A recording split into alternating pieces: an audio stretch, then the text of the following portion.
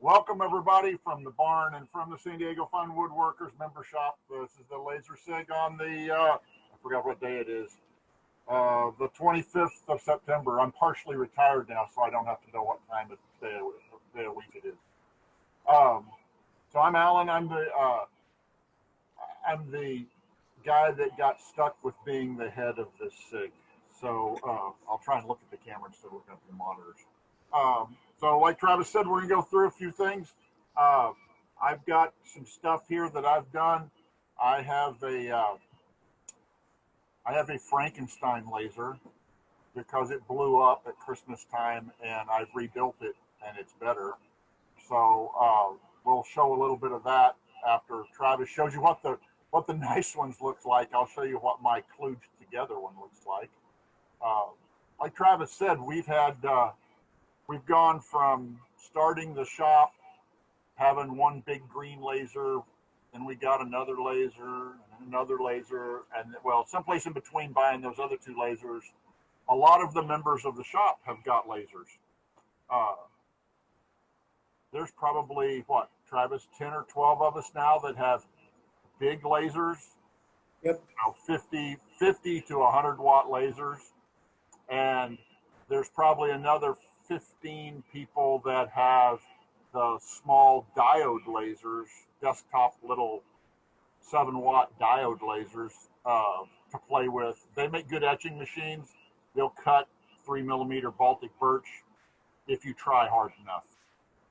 But the bigger machines do a lot better job. And then we've got a couple of members, Doug and myself, have K40s. The shop actually has a K40 now, which is a very small 40-watt, supposedly Chinese laser. Doug is one of our experts on it because he's hacked at all the pieces. I picked up one the other day for $150, so that's going to be my play with laser to tear apart and learn more than I already do, I guess. Okay, can I just ask a quick question? Can you tell me if you see me full screen right now? No. What do you see, the grid? I see a grid. You've got us locked into a grid view. Okay. Just click on speaker view. Yes, I just did. Is that now something you can see it toggling to? No. On my screen, I see you, Alan, full screen.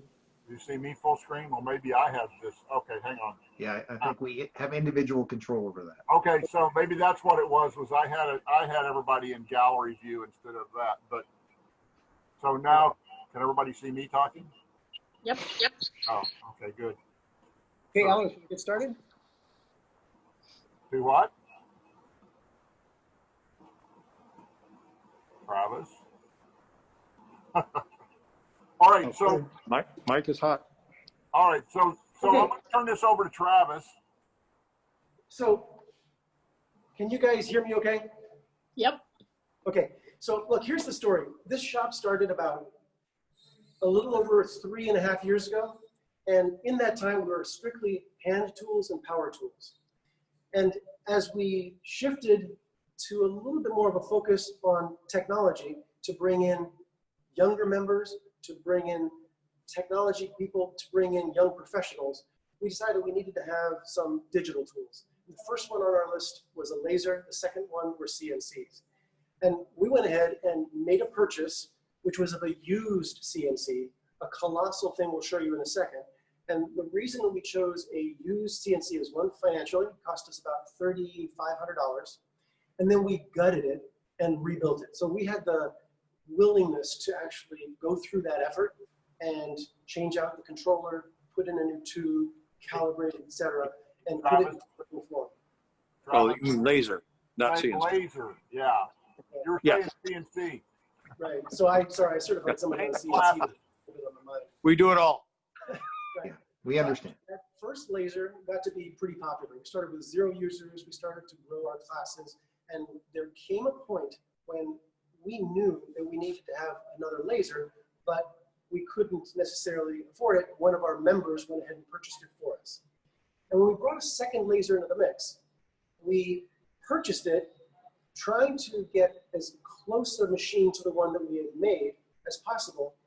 And then we tweaked it until it operated just the same as the first laser. The reason is we didn't want to train people and then have to train them a second time on a second laser. So we at that point had 2 large bed lasers, which I'll show you in just a second. And it turns out they're large, powerful lasers, and there's too much power in these machines to be able to do certain things, like gentle grayscale. If you're trying to bring in something like this, which is a picture of roses, and you can see there that we have subtle light shadings all the way down to dark shadings, and you need a less powerful laser to pull that off. So we added a third.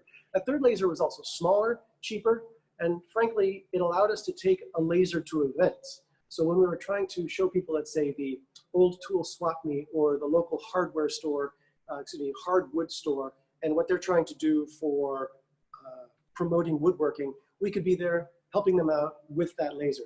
Let's give you a quick tour of the 3 lasers. Quick question for you, Travis, if you're still there. Turn it up. Yeah, question for you. Yeah. So do you have an example of how poorly your high power laser handled that engraving? And how powerful was that laser?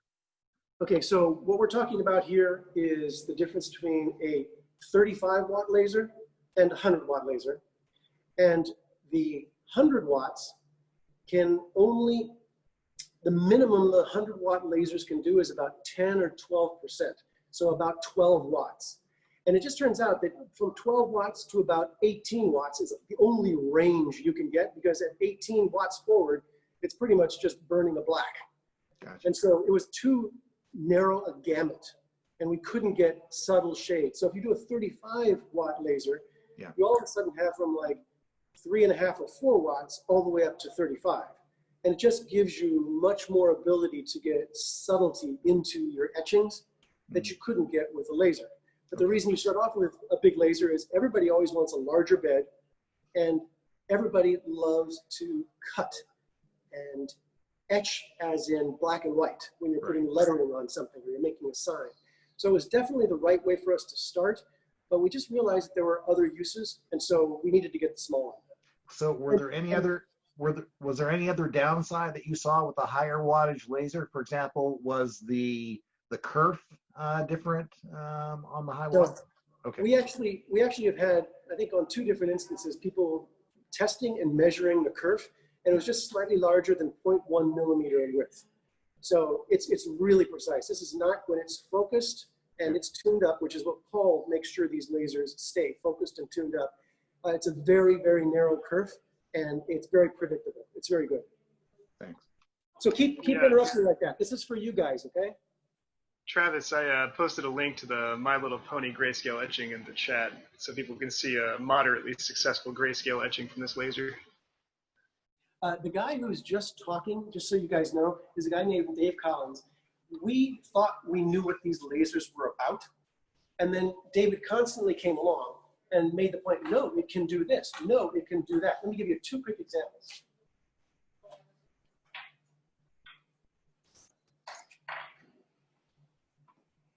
We didn't know that we could do a semi-decent grayscale, and here is what he managed to get out of our 100 watt laser. This is a My Little Pony etching.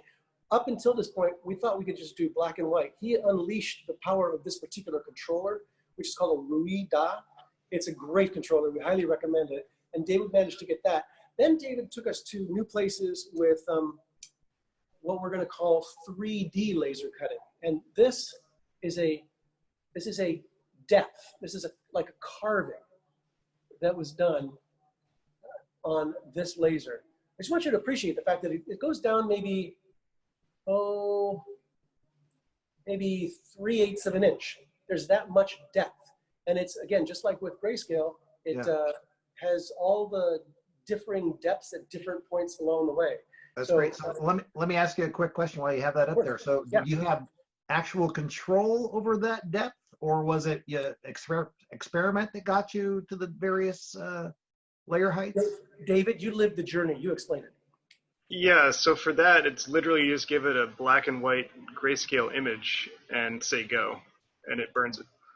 Gotcha. So you So really didn't know what depth of cut it was going to do until you cranked it out. yeah, I mean, I did some test patterns where I had a grid with each possible grayscale, and then I fiddled with the gamma to try and make sure it was as linear as possible. That's great. So I did And that I assume beforehand. That's not something that you can do on the 35-watt laser. Right. You could probably get something similar, it just wouldn't cut as deep. Great. Yeah, the major issue with the grayscale was that this particular laser has some weird issue where it'll just not cut as powerfully as it needs to. It's only like a 1% swing, but when you're doing between 0 and 12%, it's huge. So you end up with those lines. So on the little My Little Pony you were showing, there were the striations going across. And that's where it was doing this, where just for a row, it would just not be cutting properly. Mm-hmm. When you So- cut the real carving sort of thing, do you have to clean out wood debris, like charred wood, to get Oh, yeah. something like that? Yeah, it looks like a mess. In fact, I'll post a link to that one as well, because it has the or immediately off the laser image as well. I Let me tell don't you want to one get thing. ahead Sorry, go of ahead. this, but do you guys use compressed air on your laser? Yes, and we'll show you that in just a second. Okay, great. One more thing about David, because David is always coming at us with pushing at the boundaries. If we had a contest going, and that contest was to figure out what the thickest wood possible to cut on the laser would be, David is currently the winner in that he did this. What was the wood? It's actually a 1/2 inch of what? It's walnut. It's walnut. So there we had a 1/2 inch, single pass, correct, David? Yep. Yep. So David takes us to new heights, and we just follow along afterwards. Let's go ahead and show you the lasers now. This first one of ours is what we purchased with that $3,500.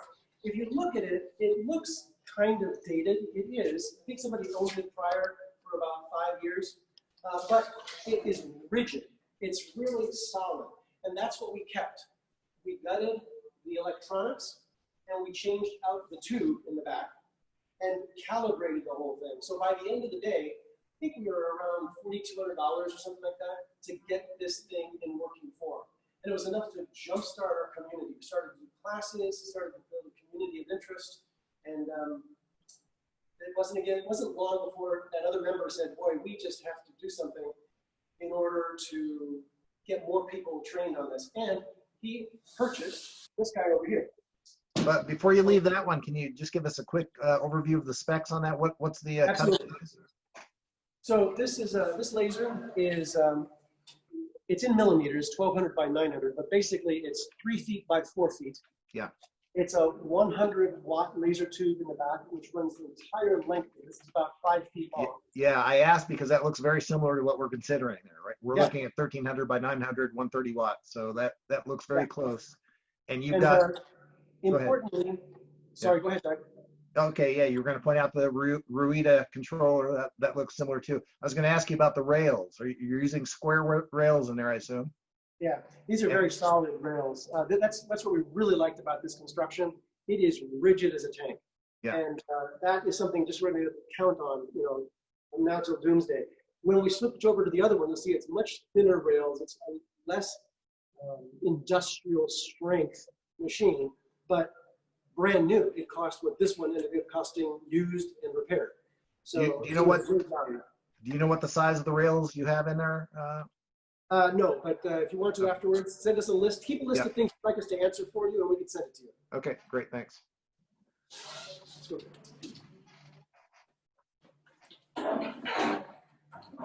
So on this one, you have half the size of bed. This is 900 by 600, or 2 feet by 3 feet. And you can see that you can't see, but I'm telling you, we're running along some tubing here as opposed to steel rails that are really rigid. You can see that this whole thing is a much more lightweight construction than it is over there. And yet it is a lovely laser. It's 100 watt. It is a Ruida controller, and it has served us very well. Yeah. The thing that happened though was when we bought it, on the surface it was supposed to be the same. We had a Ruida controller, it was 100 watts. We understood the way it worked. And it turns out it just operated differently. So for instance, over there, when you lift the lid, all it does is disable the laser tube itself. So everything still runs. It's just that the laser tube won't fire. So it's a safety precaution. This one, completely functioning when closed, you opened it up and it was like it turned off the entire machine. And that's just one example of several where that machine worked differently from this machine.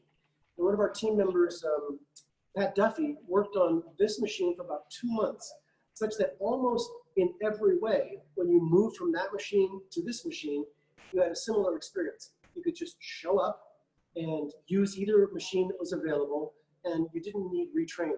And that was really important to us. We wanted this to be a good experience for everybody, regardless of which machine they were using. Okay? So I'm curious, what differences do you see between the beefy square rails and the lightweight round rails? Are you seeing any difference in accuracy or speed? There's one thing that I believe is a problem, and I'll ask Paul to comment if he has anything more. But with the solid rails, there's, in theory, and this isn't the way we're seeing it play out, but in theory, you're not going to have as much movement, that is to say vibration, if you do quick movements. So one of the features of a laser is how quickly the head will move and still give you a good etch or cut. And if it's a very thin construction, there's only so much speed you can get before there's some vibration and shakiness and waveriness to what it's doing. When you have solid rails and a rigid system, it's really to be more capable of faster speeds. We're not finding that here because the older machine isn't just as rigid as we'd like it to be on that one fact, but I think that's a big difference you'd see normally between a laser with a very solid frame and one that has lightweight is how quickly you can move the head, because if the heads weigh similarly, one is going to be able to move faster on a solid construction than on a weak construction. Okay, let me ask you just a couple more questions, because these two are great. These are actually, sort of the sizes we're considering. So how often do you actually utilize the full size of the larger laser? Do you have use cases for these two lasers where they differ? I think you're asking, let me just answer the question I think you're asking, which is there anything you can't do on one you could do on the other? And the answer is, frankly, the larger one, you can put bigger stock in.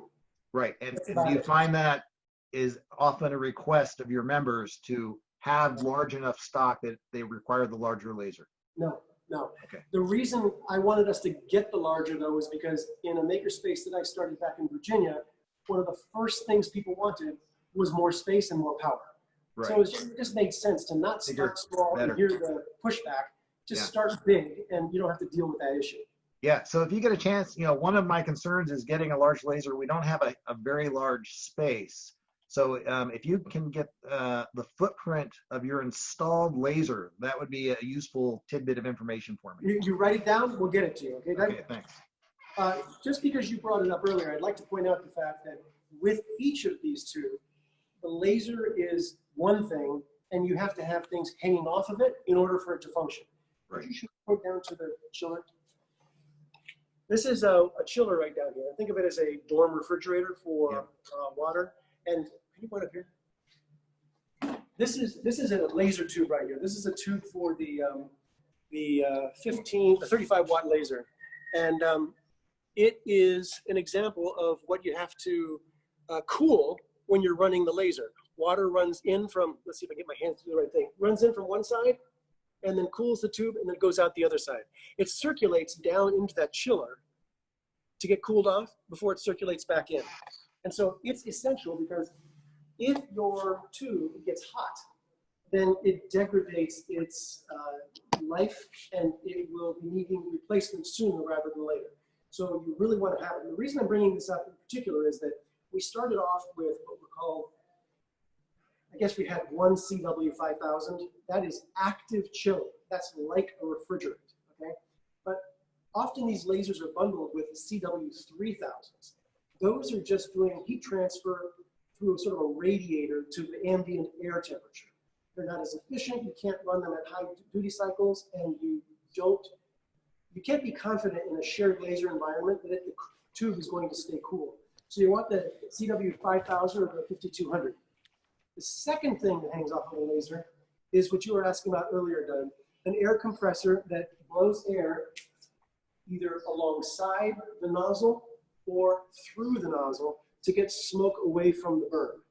And that's something which both of these machines have.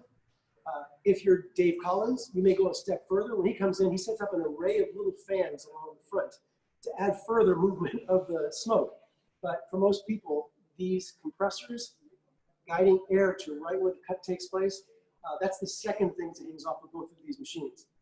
And the third thing is, if you could just point this thing up, we have a smoke extraction system that just goes all the way up to the ceiling, and outside it is really, we really wanted to get the noise outside, and we wanted to get the smoke completely pulled out as we built out this area. This area is only about less than a year old. This is our digital tools area, and we, in the other space, had all sorts of sawdust and noise galore. We're trying to make this different in that sense. So those are the three things that hang off the laser: the chiller, the air compressor, and the smoke extraction system. Okay? Those you'll see in the bundles that you were looking at on eBay. The last, can I ask a quick question? Of course. So on the topic of the chiller, do you have a temperature that you've identified that you are trying to keep that water below? And how did you come to that number? So the number we actually got from a guy who knew Chinese lasers really well. He said between 19 and 21 degrees is the range that we could keep it at. With the active chilling, and of course we're talking degrees C here, but with the active chilling, it's easily maintained. You don't really see it waver from that very much. At my home machine, I do not have a CW5000, I have a 3000. When I'm doing a lot of cutting, I do get outside of that temperature range, and I may have to stop for a while and just let the water cool down. So it really is the right thing to do. Get an active chilling chiller, the CW5000 or 5200. This is our last laser here. It's a teeny tiny thing. This is called a K40. They can be had for as little as $400 to $500. But if it's going to be usable, you're going to end up putting another $400 to $500 in there. The same guy who put the second laser into good operating shape spent 2 months upgrading the controller boards, expanding the interiors, swapping out the tubes, just making all sorts of changes. So to get this in usable form, it takes a lot of work. There are versions of this that you can find called the K40D, and this is more like a design guideline as opposed to a manufacturing product number, but this is a family of lasers. The K40D is a little bit more robust. It tends to be fleshed up a little bit. You can have it for like $600 to $700. Very useful, as I say, for the light etching. We don't have a lot of people using this because the workflow is different. We haven't done a lot of training on it. But it is very useful for us because we can put it into the back of the truck along with some air filtration and a 5-gallon container of water to an event and show people what laser cutting is all about and hand out samples. So it's really useful in that situation. Go ahead, Ben. Yeah, I imagine that one does not have the Ruida controller. Is that right? Correct. But now we're gonna flip the notion of Ruida controller around to say that's in the laser, and the software we use on the computer, which is called Lightburn, is really important. And that's something we train everybody on. And this does work with the Lightburn software. That was my next question. Great. Yeah. Okay. So there's no retraining on software. Great. It's just a Thanks. certain change in workflow on this one. Okay. Hi, Sharon. Yes, ma'am. Hi. So that was the tour of the lasers. We just wanted to give you that overview. Any questions before I move on to the next part? You mentioned how important temperature was. What sort of tube life are you seeing on these guys? We've only replaced one tube, and that was within just a few months of when we got the green laser, and that was sort of a known thing we were going to have to do. It was supposed to be 100 watt. It wasn't doing nearly what 100 watt would do. We kept it as a spare in the rafters. In the event the one that we have goes out, we can always at least fall back on that old tube. But we've had it now probably 3 years in there. It's used quite a bit, and we haven't really, it's probably degraded somewhat. For instance, we know that the blue laser worked better than the green laser, and they both had 100-watt tubes. It could be manufactured, could be a whole bunch of things, but the blue laser was a newer tube than the green laser, and so there may have been some degradation, but not a lot. People are using it all the time. And then how often do you need to realign mirrors? Is that, and does it differ between the models? Oh, This is Paul, and he does all of our maintenance on the lasers. So how often do you have to maintain them? well, of course, with the reduced use because of COVID, you know, they're not getting hammered all the time. We restrict for social distancing requirements. We restrict one user in this room at any one point in time. But it's a case of coming in every couple of weeks, taking Q-tips with the 90% alcohol, and making sure that the dust that may accumulate on the mirrors doesn't stay there very long. Same thing with the do you find a difference in how often you have to realign the mirrors in the big robust machine versus the small lightweight machine, or do they stay aligned better? They stay aligned. I have not.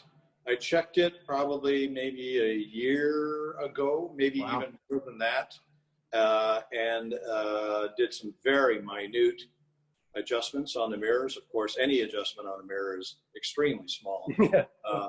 But I haven't touched the alignment on the mirrors yet. Wow. Okay. Good to know. Okay, so we wanted to just do a quick demo in the event that people haven't seen the laser in action.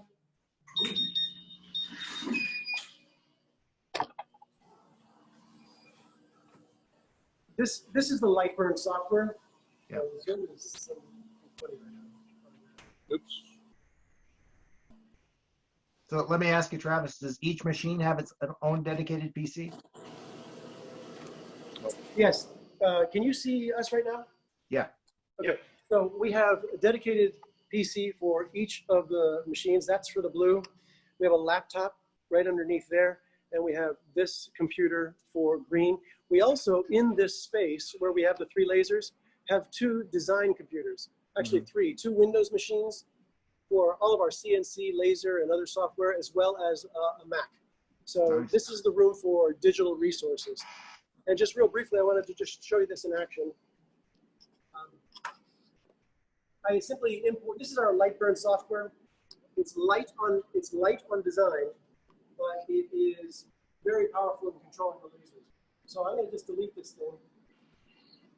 I'm going to import a graphic real quickly here, which is a gecko, and I'm going to simply trace it to get a vector. I want to cut it out, and you can see all the purple lines around the periphery here are vectors that have found where the contrast was. Hit OK, and now the vector is there. I can actually move the graphic, and you can see the line that's left behind. I'll delete the graphic, and now we have this shape. I'm going to want to cut this thing 3 inches wide, so I select it, and I'm going to make it 3 inches, and it shrinks. Now, for every color of every line in the laser software, you can have different speed and power settings. Those are the basic variables you work with in the laser, speed and power. And I've set this one up so that it is moving at 20 millimeters per second at 100% power, and it's going to cut this line. So now I've already done the essentials over here, which are to focus the lens on the wood and to position the wood so that it will cut. And if you can take that out and show them what it looks like, folks can go ahead and cut this.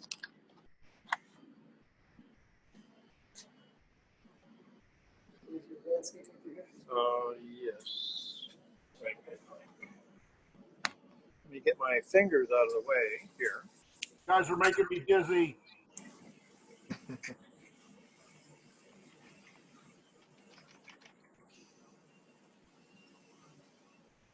Hey, Paul, back up a little bit. You're focused on the door instead of the laser. Any better? Yeah, that's fine.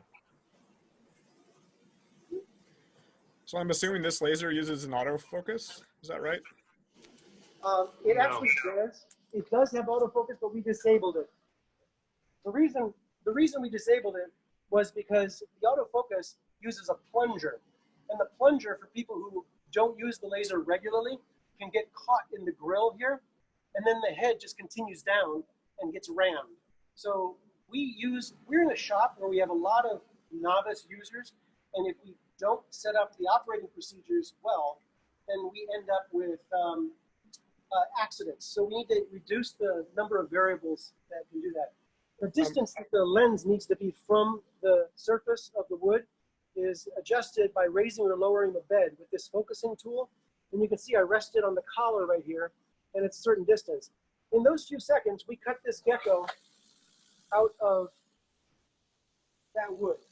And so you can imagine a lot of people get instant gratification from using a laser. The last thing we wanted to show you was just to answer Doug's question about what people do with a laser around this place. Sorry. Did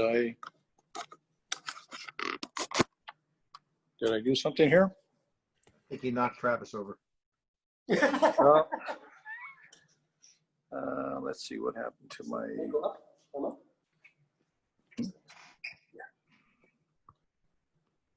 You just disabled video on your. Oh, here we go, video. And thumb.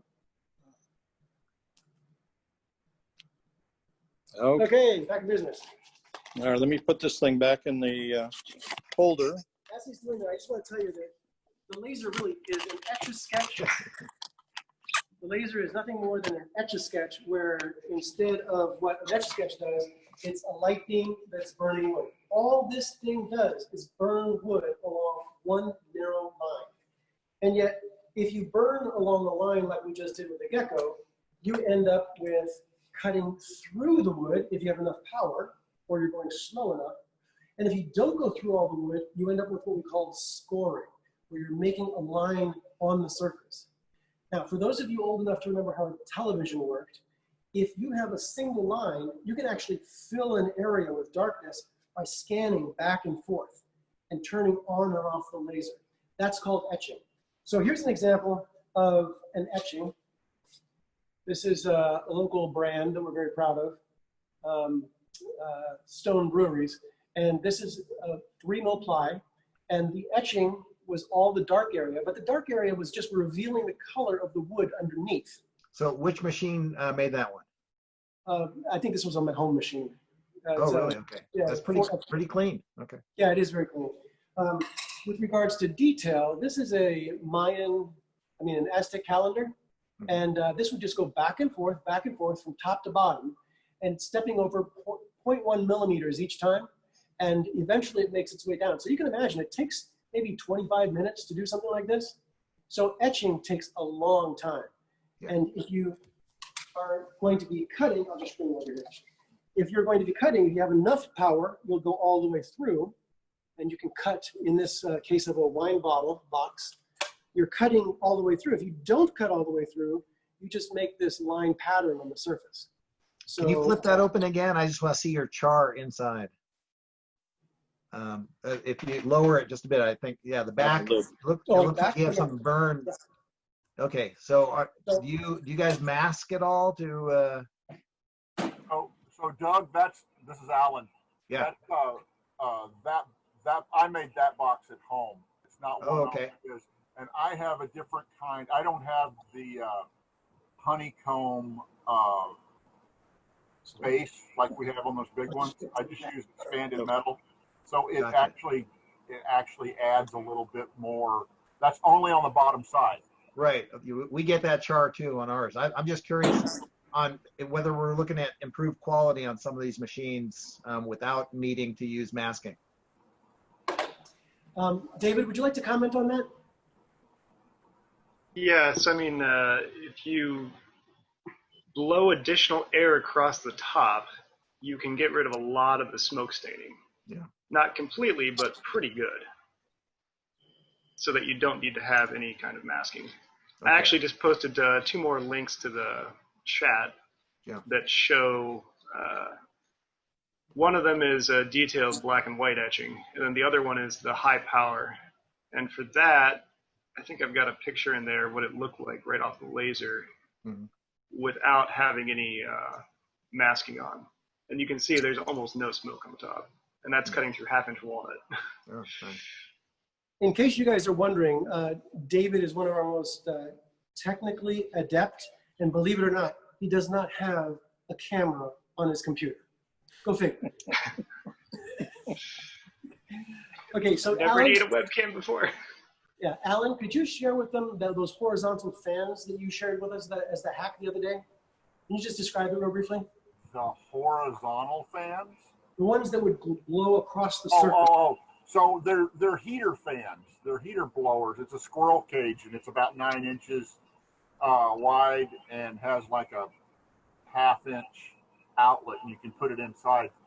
I was going to buy one of those to blow more air through, but I decided now that I just raise my lid a 1/2 inch and it sucks enough more air through there that I don't have to have that. So the older Chinese lasers like Travis and I have at home don't have OSHA rules, so we can open our doors and the laser still fires. Hope you're wearing glasses, safety glasses for that. No, you don't have to wear safety. The only ones you have to really wear safety glasses on, the laser glasses, are the diode lasers. Because the diode lasers are 450 nanometers. Right. And that's the same frequency as a arc welder. I don't wear safety glasses around mine because it's a 10,000 nanometer focused beam, and I don't put my head in the beam. So what you see is the wood or acrylic disintegrating. You're not seeing the beam. So let me just run you by a few more things that people tend to do. People love to work with flat stock, 3 mil, 5 mil, 1/4 inch, 1/8 inch, and construction of things is what they do. So this is a box off of the Instructable site. It's called the Islamic box. Back in 2011, it was my first project. And so you're seeing cutting. There's also a scoring pattern on here. And inside is kind of a shadow cast. So it's actually a really neat result. And it's the most brain dead simple thing possible to make. You can have these living hinges. And a living hinge is a way of cutting flat stock so that it actually moves like a hinge on a book. It's very nice. That's by putting these lines in on a regular pattern there. There are all sorts of things that you can get from certain sites like Make CNC that allow you to buy patterns. This is a wall-mounted deer with antlers, I guess. And again, it was just a popular little thing that we did at our holiday sale. And we were doing things at Maker Faire, and these are just the simplest little projects. It's all of 4 pieces. It's a reindeer. You can make them for next to nothing in the hundreds. And you go to events, and you can just really give people a little working experience. And if it's Christmas time, you give them a little red pom-pom to put on the nose, and they just get thrilled by the fact that they've made a little reindeer. Mm-hmm. Flat is not the only thing you can do. You can cut flat stock. You can etch on the surface of flat stock. You can also do round stock. And the way you do that is through an accessory. And Doug, I think I remember seeing you guys had one of these in the kit you were looking for. The one we're looking at has the clamping style rotary axis, right? That's the other one that we have. Yeah. So the idea there is that you don't have to worry about the head moving in any direction other than back and forth, and then it rotates. That accessory rotates your stock, and that's how you do your Y. Here, for instance, we have the SDFWA IPA because we're in San Diego. So let me ask you about that. While you've got the rotary in play here, what are you finding in terms of the setup and teardown time for that? Is it too much for people to set that up, or is it pretty much plug and play? So no, it's not plug and play. And it turns out that there are only a few dedicated people around holiday time that actually end up doing it. It's not difficult to do. We have a step-by-step guide, but it's not your standard workflow, and we don't teach it by default. So there's a little bit of friction in getting to it, and yet the setup with that documentation is not difficult. It's just a little bit tricky because here, for instance, we have a wine glass. You can see there's some etching on it. Yeah. But it's not flat.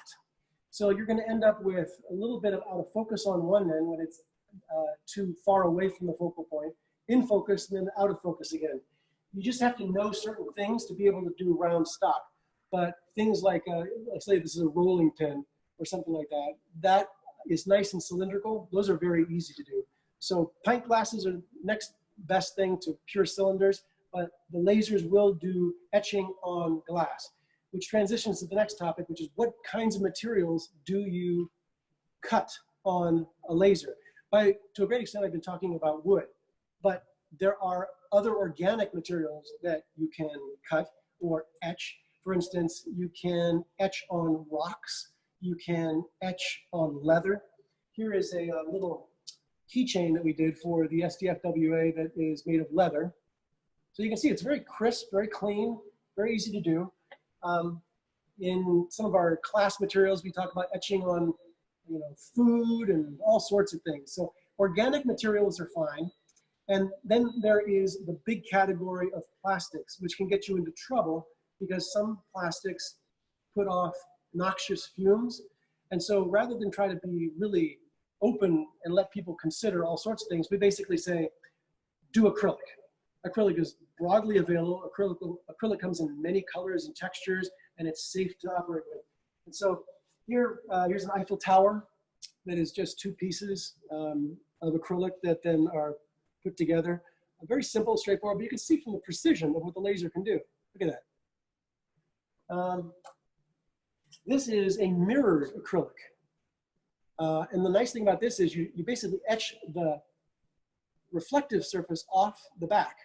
And then you put red paint and blue paint or whatever. And when you flip it back around, it's very crisp. So there are all sorts of things you can do with acrylic. And I guess lastly, I'll just point out that you can also just etch on things you purchase. So people can buy a wallet and customize it. And here's a pen case that's been customized. All sorts of things that are either wood or other organics and acrylic, which tends to satisfy most people. And that sort of ends the overarching survey that we wanted to provide to you folks. Let's back down. And poor Paul's been holding a bunch of stuff in his arms. His arms are gonna fall off. So I'm gonna go back to another computer. And Paul, you wanna just sit down and do yours? Yep. Alan, back to you, I guess. Yeah, Alan, let's have questions that they want to ask us. So I've got a point to make here when we're talking about the difference between the big green laser and the blue one. So one of the differences that wasn't discussed is that the green one has a collinear red laser pointer in the beam that it cuts from. So that way when you're positioning the head, you can see a dot exactly where it's going to burn on the stock. Whereas the smaller laser has the pointer that's coming in close to the axis, but not following the same beam path. And typically it's not a big problem. If you just got a piece of plywood on there and you're going to cut it, then you're good to go. But if you're doing like the little pin case that he was just showing where you really have to get it exactly right, that's a feature that's very handy to have. So I was going to ask you about that. Some of the lasers have cameras in them where you can get pretty much, dead on layout. Have you guys considered that, or has it been any demand for that? Travis actually has that on his own laser, so he'll probably tell us about it.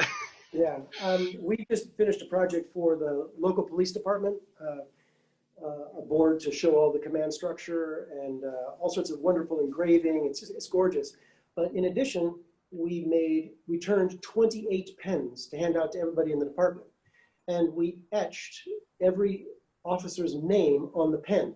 And I've got to tell you, when you can put the pen right there on the bed and see exactly where the etching is going to go, it's kind of mind-boggling. So yes, for that kind of precise positioning of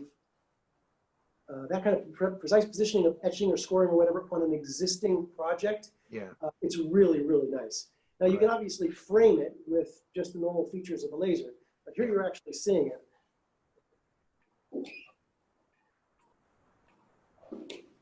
Let me give you an example here.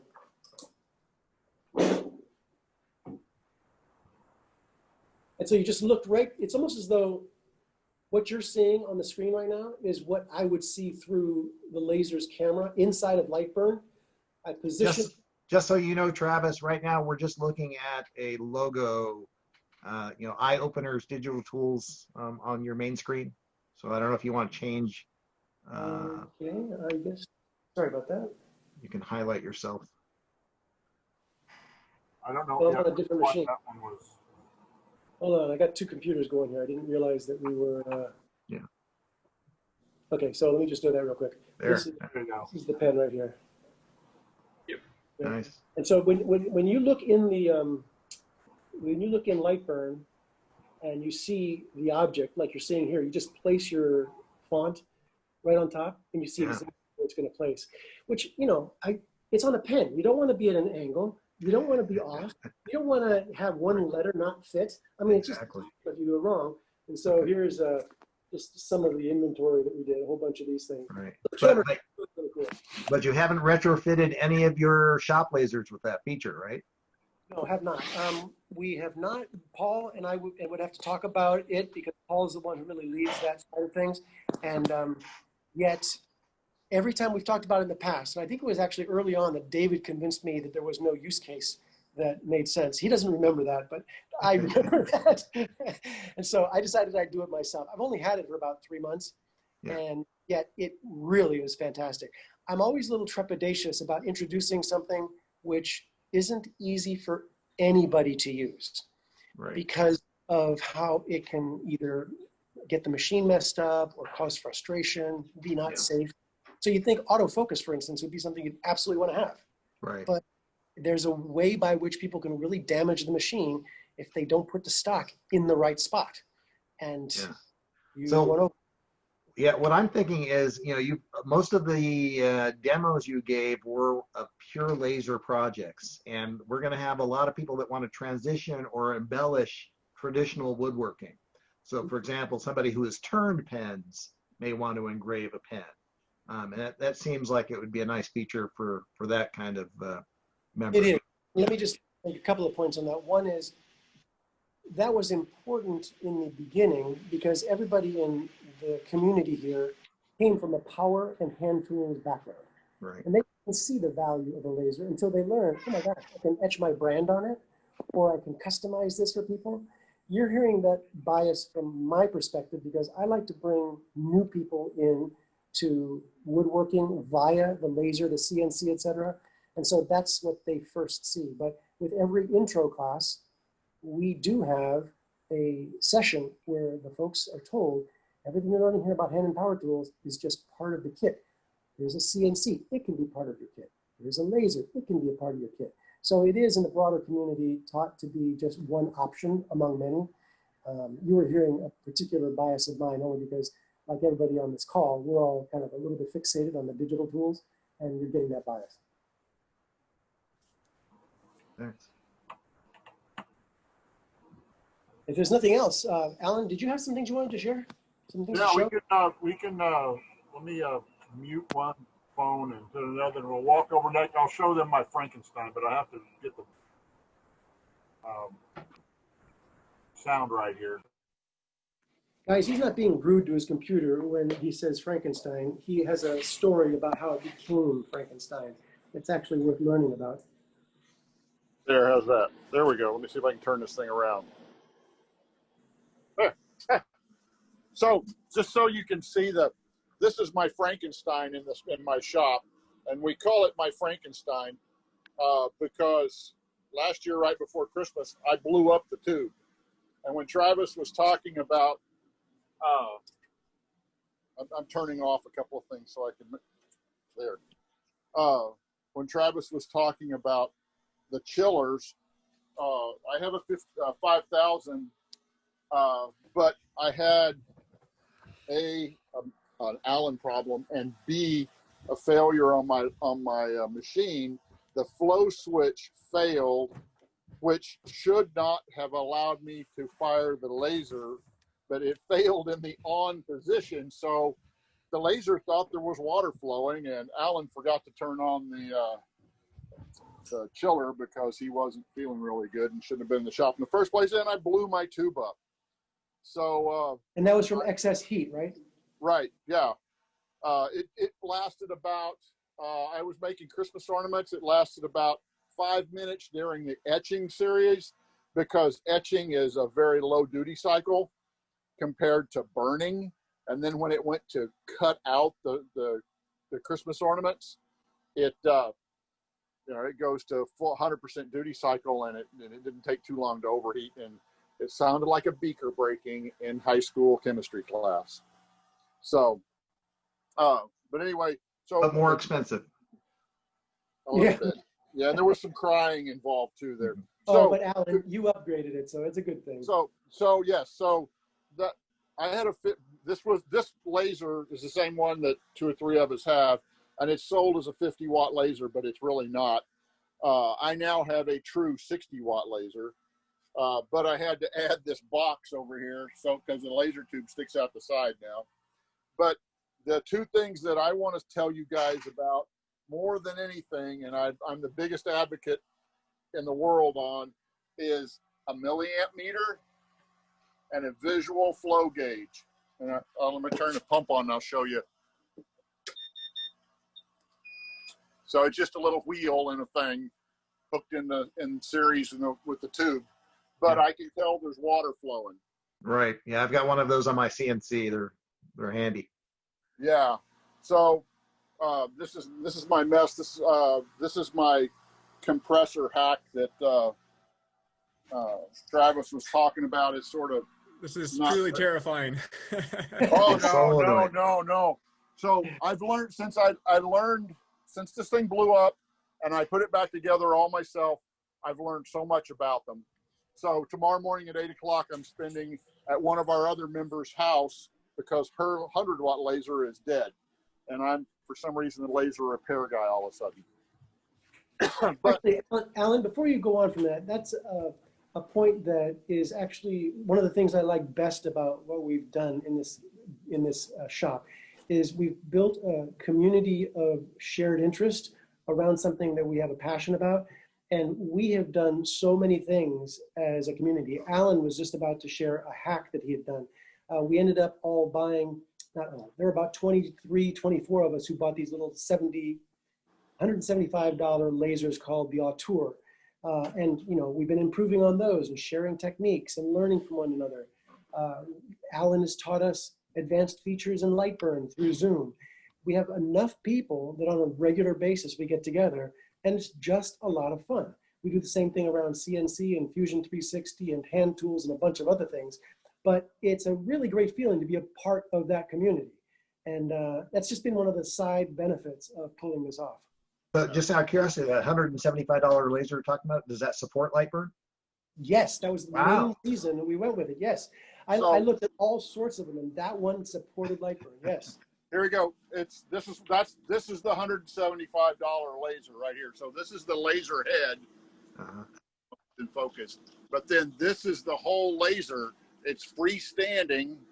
Oh yeah, I know those. It has a 6x6 cutting area. On this one, you can get one. One of our members has one that's got a 2-foot square cutting area, but it's a lot. I mean, it's got a square frame instead of this T. But Doug, you should know that 6x6 is now indexable. Lightburn added a feature called print and cut, and you can then move it and align from one segment to the next, and that you can go as long as you like. It's remarkable what that little laser can now do in terms of. Can't do much on cutting, but it can do plenty on etching. Right. So what controller does that thing have? You know? How much what? What's the controller on it? I've built similar ones, but obviously my controller didn't support Lightburn. Yeah, we can get you that answer. I don't remember it right now. Do you remember, Doug? No, I mean, no, I don't.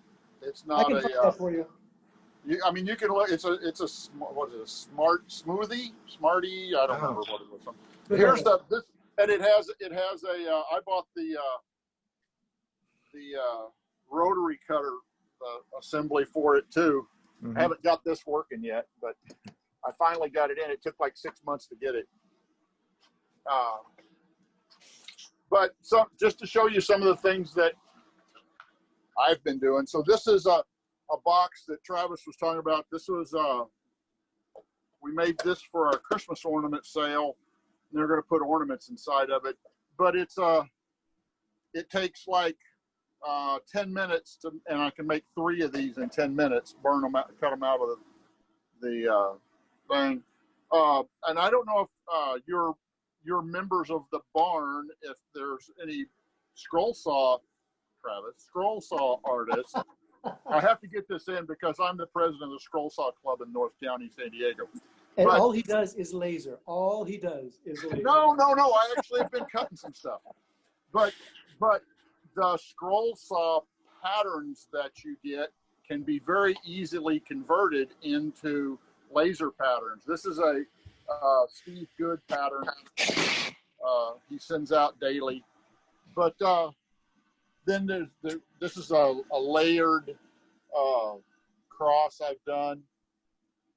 Our Christmas ornaments here.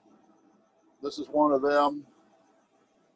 This is the top that you can put tabs with Lightburn. You can put tabs in these, cut them out. They look like a credit card. They won't fall apart. You have to punch them apart like the old models you had when you were a kid. You can hand them out to kids and then show them how to pop it loose and make them something. This is a 8-layer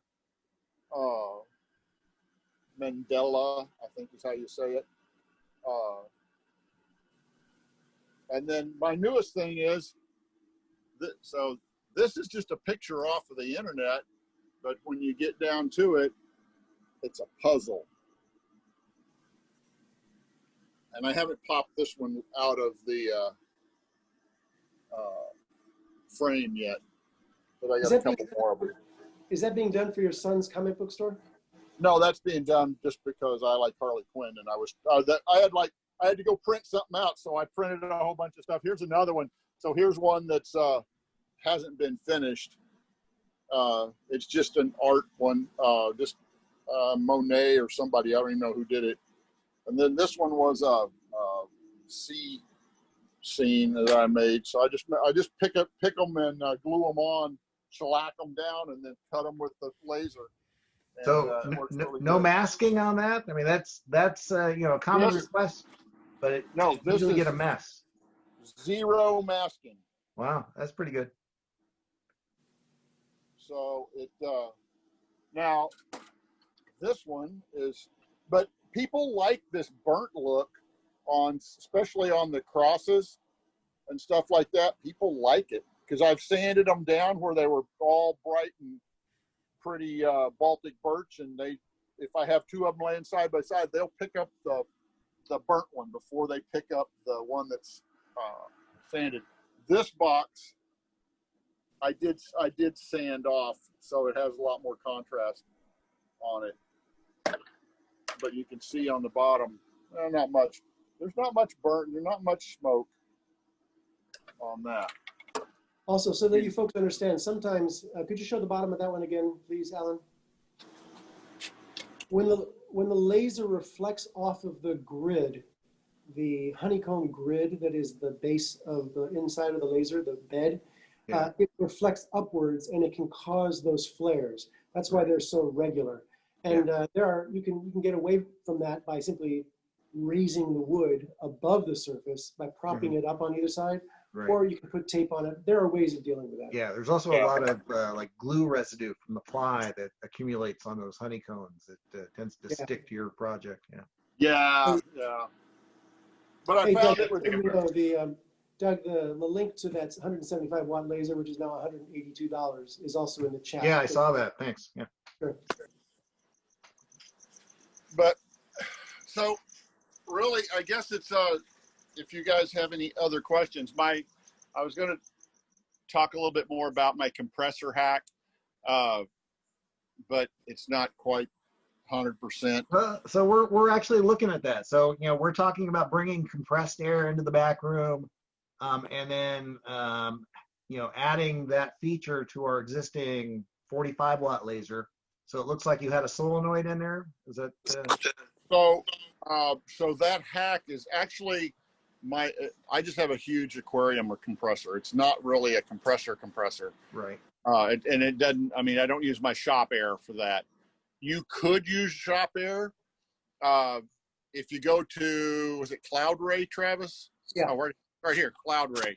Yeah, they have a unit that you can use. They've got a regulator, solenoid with a regulator and a T. So the original hack for this was so that you could have a regular compressor, laser compressor, but it only ran when the program was running, so that it didn't add noise to the shop. And then there's a feature of light burn where you can turn the air off, but you don't want the air off because you want smoke. You don't want the smoke to get on your lens. So what it does, this Cloud Ray $90 package that has all these relays and valves in it, what it does is it runs the compressor, but it runs it through a regulator. The air goes through a Y valve through a regulator to the nozzle at a very, very low PSI, just enough to keep the lens clean. I haven't found that, in my opinion, I use air for everything. The more air, the better in my world. So it's good for paper. If you're cutting paper, you don't want the air. I found it just blows it away. Yeah, we've had that that paper problem. Travis, we were making doilies. Doilies. No, what I was thinking about was the rulers. With the K4, we were making rulers at one of the events, and it would cut one ruler out, and then it'd blow over on top of another one, and then it'd cut while it was cutting the other one. So you got twice as many shorter rulers. But yeah, that's if you were doing paper. But I do quite a bit of stuff. I haven't here lately, but yeah, I think you'd want to turn it off for that. Or what I'm planning on doing is making it. I'm going to use an aquarium pump instead of using all this $90 worth of hardware. I've got $9 into one relay, and I'm going to put just a small aquarium pump, tee it into the compressor line so that it runs all the time. So you get a very small airflow all the time. And then when the program runs, you get all that you want.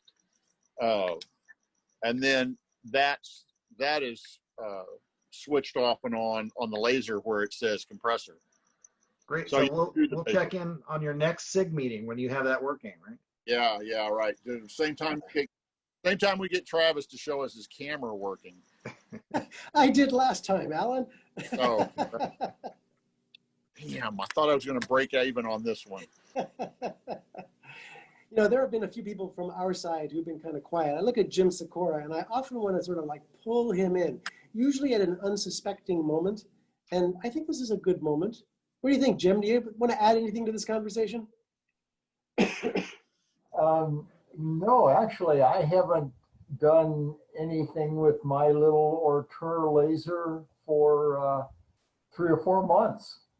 And do you have the housing you built right behind you so you can show them? Oh, yeah. I can show you that. Hold on. So, folks, you know that the diode laser light, as Alan was saying earlier, is, I mean, genuinely unpleasant and not safe. So we all have to wear these remarkably unstylish glasses.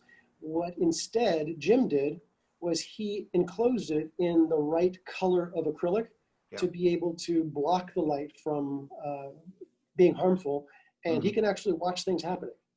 So just out of curiosity, how did you guys vet the safety of those glasses? I assume you didn't use the Chinese sourced ones? Or? The ones that came. We did. Okay. I just never look at it. I think it really does bother the eyes. Yeah. Jim, you have to talk to us so we can see your camera. His mic's off. Your mic is off, Jim.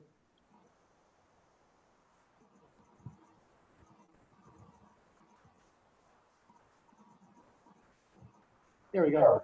Okay. Well, this was the Ortur laser. This orange top will come off, except I've got all my fan cables and then the cables that go into the computer clamped on there. But the idea is that I can take the top off and put it aside, load my wood, put the top back on and let it run. And I've got 4, on this side, you can see the 4 little muffin fans that pull air in from here, this side, and suck it out by these fans. Got it. And that's, it's cheap. It was like $100 worth of plastic, and then you get the plastic acrylic cement and you glue it all together. So is that glued together? It looks like you bent the corners there. No?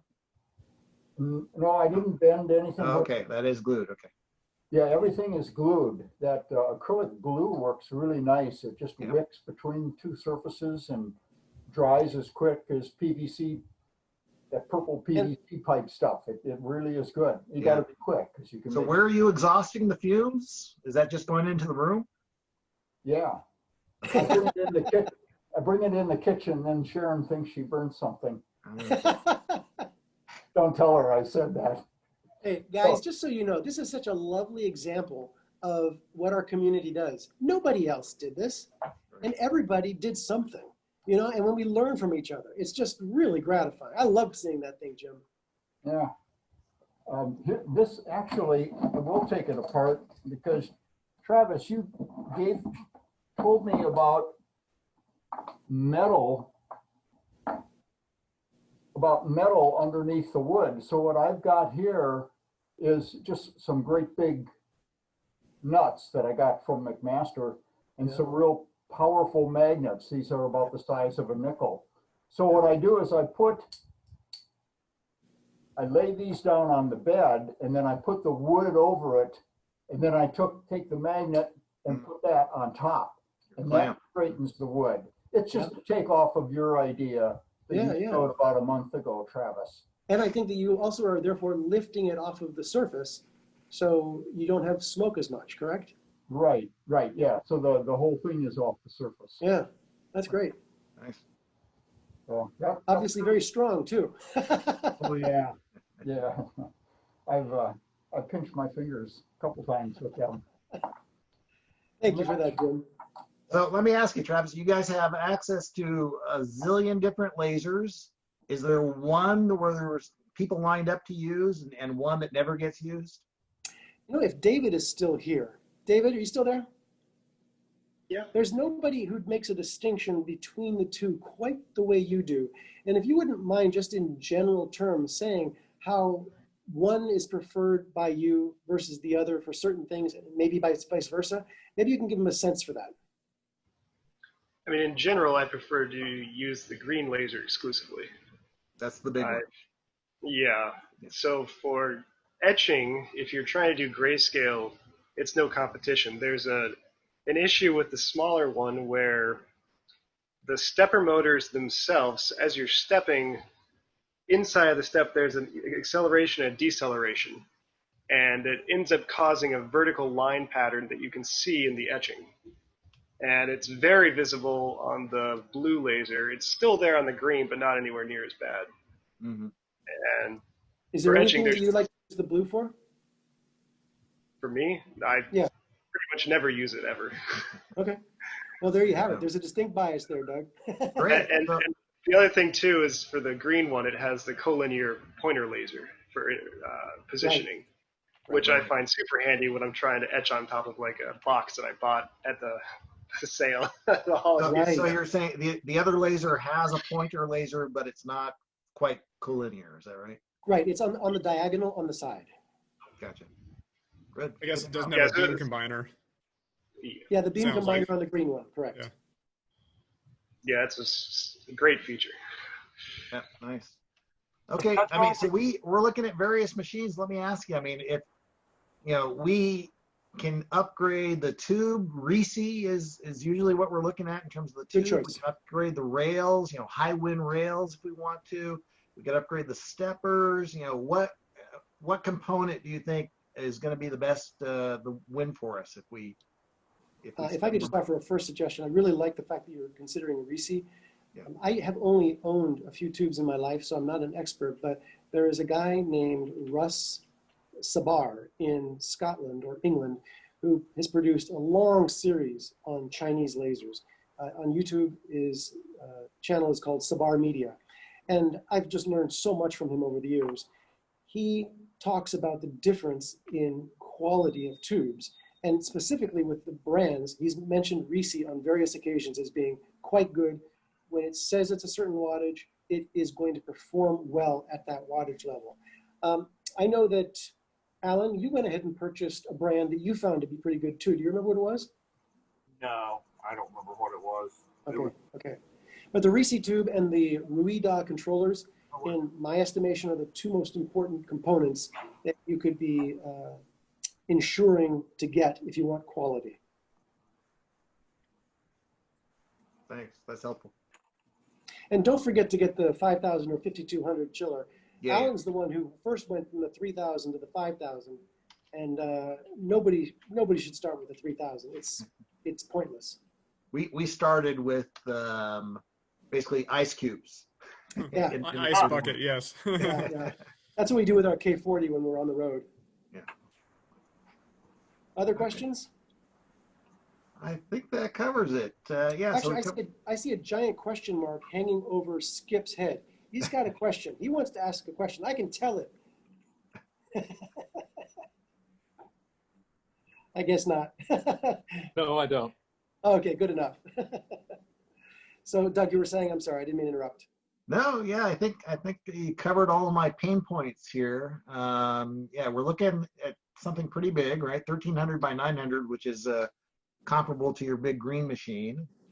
130 watt, and one concern I had was losing a little bit of detail in the engraving. And I'm getting two different messages from you and David on the quality of engraving you get with the higher power tube. So are you guys on the same page there? Yeah, we're talking about different things. Okay. I'm talking about the grayscale nuance, and David was talking about that when we showed you the pony, but he was also talking about the quality of the stray lines. And David, can you make the distinction for me? Well, I mean, it's both problems. So I spent weeks making that My Little Pony shadow box, and I had to dial in for each area exactly what grayscale value I wanted to use to get the desired physical brightness. And it was a huge pain, mostly because it was such a small gamut I was working with. Exactly. Yeah, if you look at the link, I have some examples of what it looks like for going from white to black. And basically you've got mostly white, a little bit of gray, and then mostly black. So you just don't have a whole lot of dynamic range to work with. And that, I think that is where our messages coincide, because it's not just me, but all these years I've been looking at lasers and learning from people. The gamut is the challenge. If you're only going to be able to etch between, say, 12% and 18%, you're not going to get the range. If, however, you can do between, on the lower end lasers, something from a 15% to 100%, you just have a much greater range to mess with. And that is why we have the lower powered laser, so we have a greater gamut. A gamut, for those of you who are not photographers, is the range of, if it was a color gamut, it would be all the colors that are possible in a spectrum.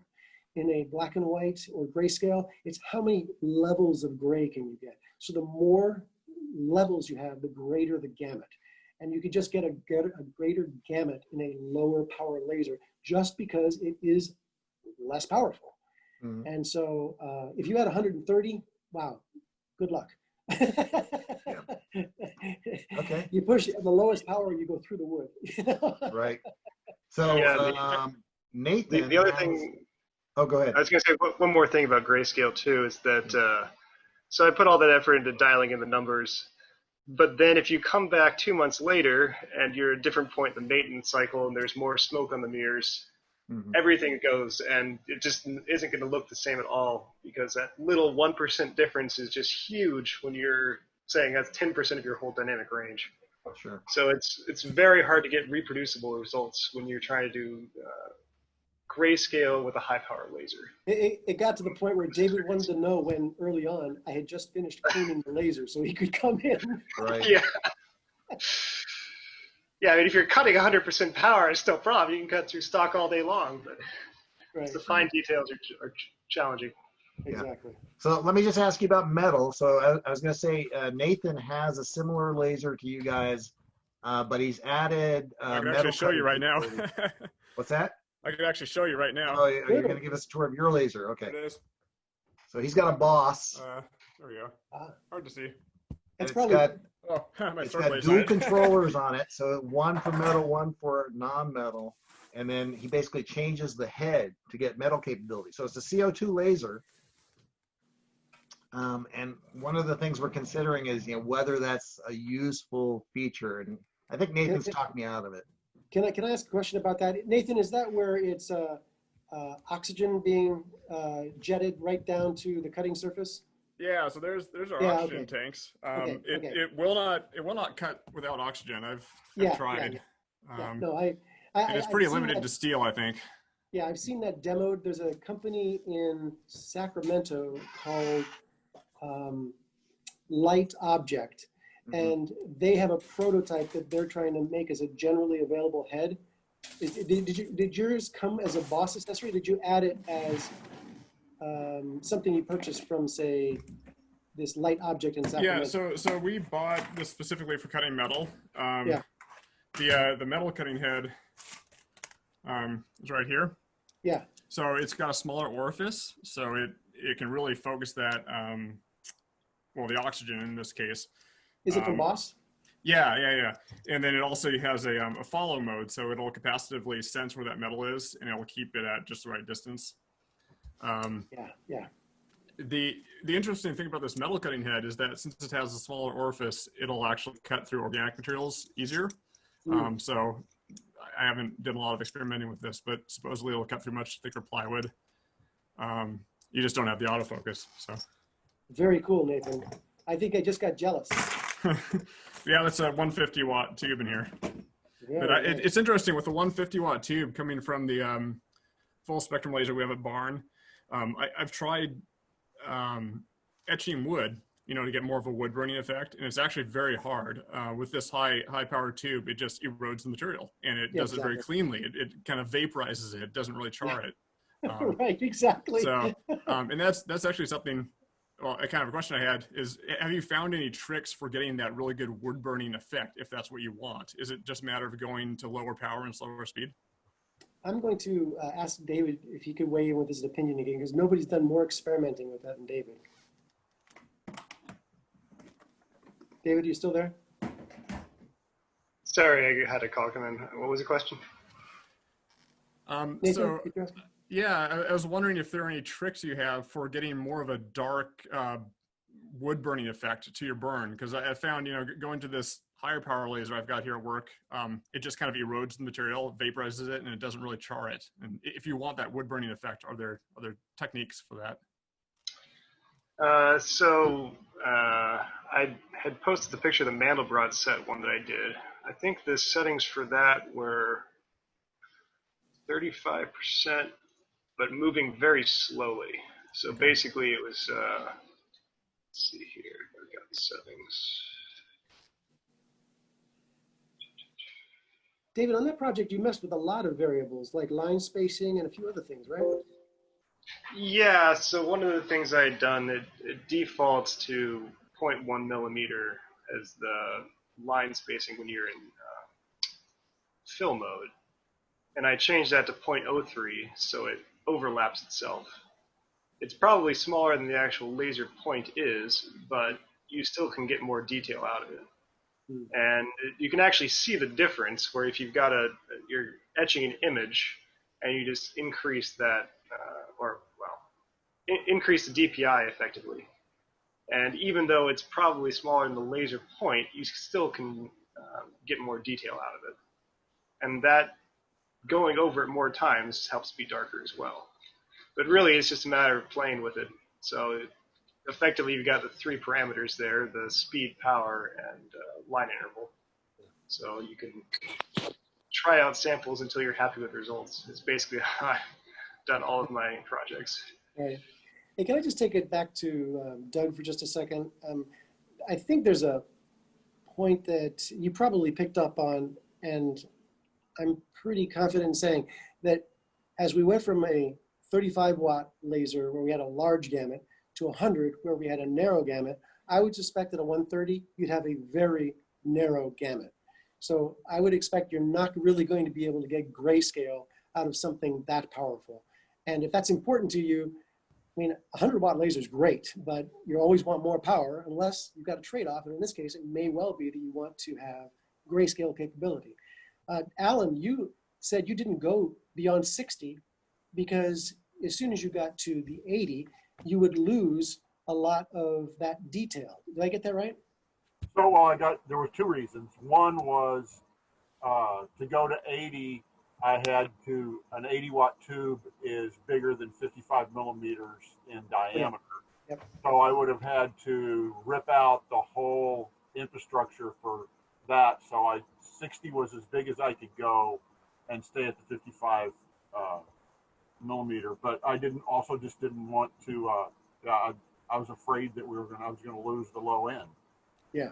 Which now it doesn't matter because I have a diode laser and a K40, so I should have gone up bigger, but that's all right. I can cut just as much. I can cut half-inch maple with a 60-watt in a single pass. So Really, that's yes. that's amazing to me. Brand new tube, really tuned up, I guess. So Doug, it's just a consideration. The notion of losing grayscale. Well, I figure since we have both machines, we'll have, both worlds to deal with. But yeah, I think the higher power, if we can get, faster cuts with less char, that's going to be the bigger win than even thicker material. Got it. So, yeah, cool. I think that's going to be good. Great. And then one thing that was kind of a mind blower for me is that you disabled your autofocus.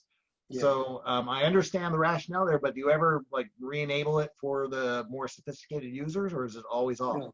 It's actually an attachment to the head, and it's a plunger that goes down and then closes the circuit when it's a certain fixed distance from the surface of the material.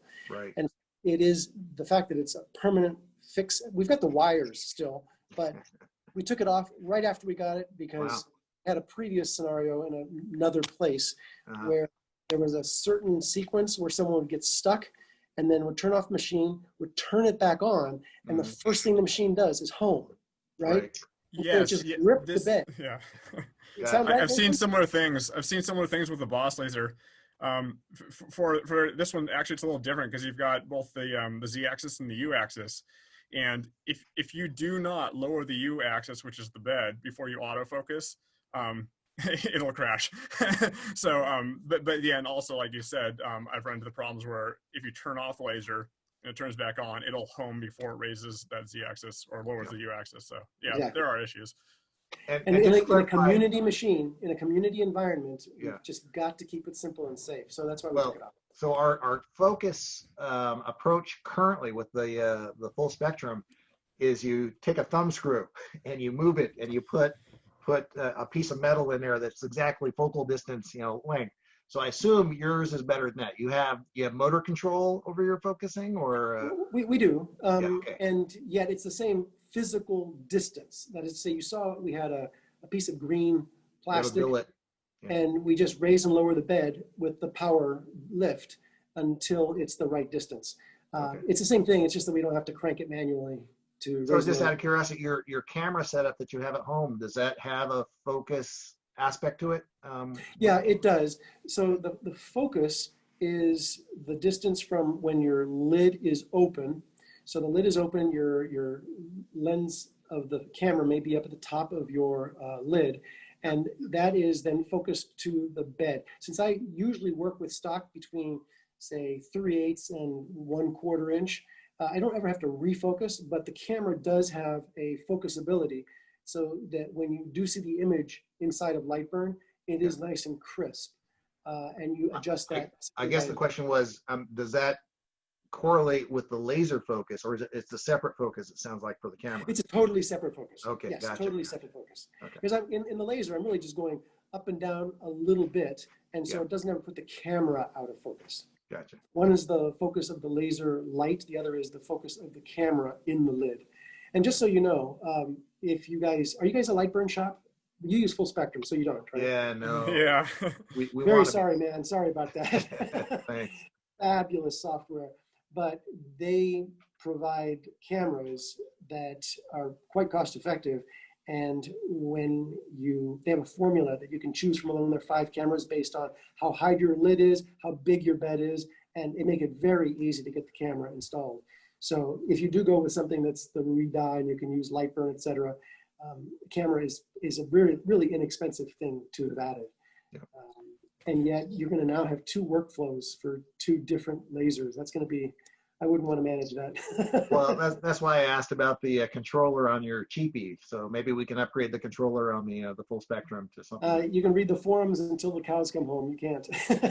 Oh, Not easily. I mean, you can do anything, but Sure. many people have tried to do full spectrum upgrades and they've locked that down. So Wow. unfortunately. Okay. We can always sell it. That's right. And not a bad idea. Nathan, you want to buy another one for home? I live in an apartment. Oh, no. Okay. All right. So great. I wish I could. unless there's anything Yeah, else. Go ahead. I had one more thought for the autofocus versus manual focus, and where manual focus actually works out much handier is if you're trying to cut anything thick, because you have to focus below the surface, otherwise you're not going to get all the way through. So if you're just autofocusing to the surface, then you're never going to be able to do thick stock. So your 1/2-inch cut was actually not focused on the top then? You Oh yeah, it was way inside. It was probably 4 or 5 millimeters down from focusing on top. Gotcha. And just as just an interesting sidebar, we can't use it because our Z movement is not stable enough, but Lightburn does allow you to say, I want to do 4 passes and I want you to step down the laser focus by 2 millimeters with nice. each pass. Nice. They do so many things well in that software. I mean, there's a part of me that in the future might just buy a laser based on how well it works with Lightburn. I mean, it's that great a piece of software. Anybody disagree with me, Alan? You agree? Yeah, I'm the Lightburn biggest fan of the Lightburn around. Travis can't beat me with that big. Because and I tell you why that I say that, Doug, is in the middle of the night, well, like 9 o'clock on a Sunday night when I first installed Lightburn, and I had an old Rudy controller. It was a 300 series. It would not work, and so I sent an email to the help desk at 9 o'clock on Sunday night, thinking that somebody will get back to me next week. And like 5 minutes later, the owner, Oz, sends me an email back and says, "What's your problem?" And for 3 hours, he worked with me. He recompiled software. He did everything. So there's nobody that's ever going to take me away from that guy.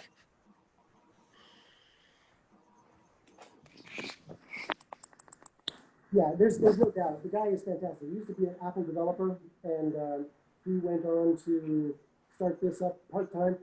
I mean, I won't bother you with the history of it. It's just really good software. He does a great job.